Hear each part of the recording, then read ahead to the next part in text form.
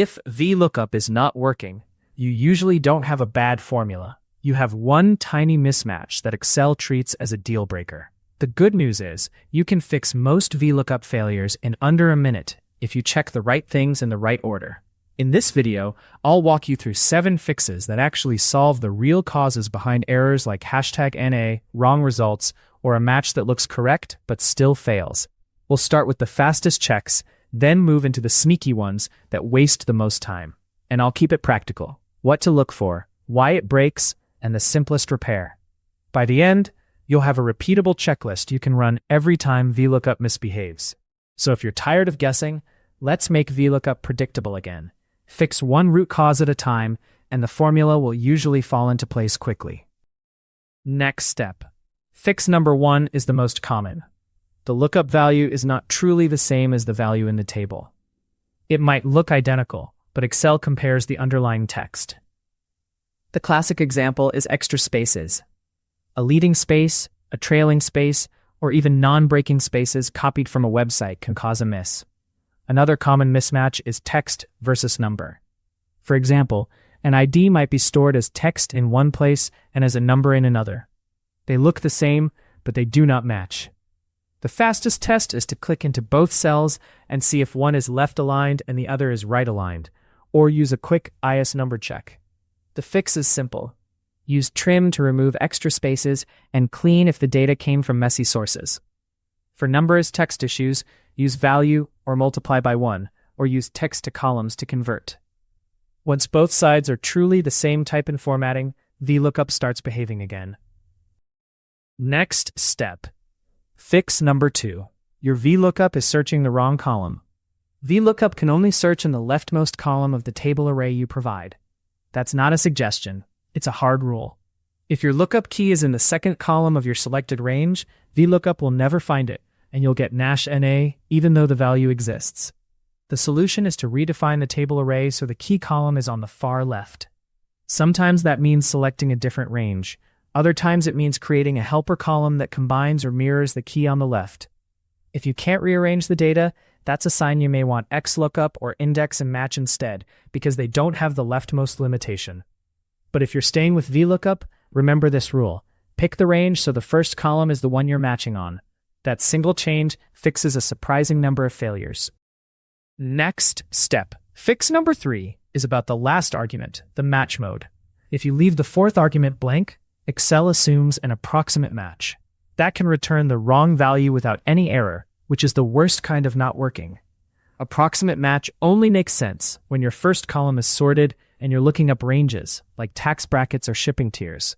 For most exact lookups, names, IDs, SKUs, you want an exact match. That means you should explicitly use false as the last argument. When you use false, VLOOKUP will only return a result when it finds the exact key. If it can't, you'll get -A, which is actually helpful because it tells you the data doesn't match. So make it a habit. If you want exact, type false. If you truly want approximate, type true, and confirm the lookup column is sorted ascending. Getting this one setting right prevents silent errors that can flow through an entire spreadsheet. Next step. Fix number 4. The column index is wrong. The 3rd argument in VLOOKUP is a number, and it counts columns inside your selected table array. It does not care about the worksheet's column letters. If your table array starts at column D, then D is column 1 inside VLOOKUP. This becomes a problem when you insert a column into the table. Your index number doesn't update the way you expect, and suddenly VLOOKUP returns the wrong field. The fix is to verify the table array boundaries first, then count the columns inside that range. A more durable fix is to use a structured table and refer to it consistently, or use match to find the column number by header name, then feed that into VLOOKUP. That way, if columns move, your lookup still returns the intended field. The key idea is simple. Wrong index equals wrong answer, even if the match itself is correct. Next step. Fix number 5. Your references are drifting when you copy the formula. VLOOKUP often works in the first row, then breaks as soon as you fill it down or across. That's usually because the table array is a relative reference. As you copy, the lookup range slides, and you start searching the wrong block of data. The fix is to lock the range using absolute references. In Excel terms, That means adding dollar signs like $, $2, $D, $100, so the table array stays fixed. You typically want the lookup value to change row by row, but the table array to remain constant. Also watch the column index if you copy across. If you intend it to stay the same, lock it by referencing a cell that contains the index, or by keeping the formula in one column. Once you lock the right parts, VLOOKUP becomes stable and predictable when you fill formulas through hundreds of rows. Next step. Fix number 6. Duplicates in the lookup column. VLOOKUP returns the first match it finds from top to bottom. If your key column contains duplicates, VLOOKUP might be working, but it's not returning the record you expected. This is common with names, product descriptions, or any key that isn't truly unique. The fix starts with a decision. Do you need the first match, the last match, or a specific match based on another condition? If you truly need a unique lookup, create a unique key. That might mean combining fields like customer ID and date, or SKU and location, using concatenation. Then look up that combined key. If you can't make it unique, VLOOKUP may not be the right tool, and you may need a different approach like filter, XLOOKUP with search mode, or a pivot-style summary. But the main takeaway is this: duplicates don't cause no AA. Next step. Fix number 7. Error handling and diagnostics.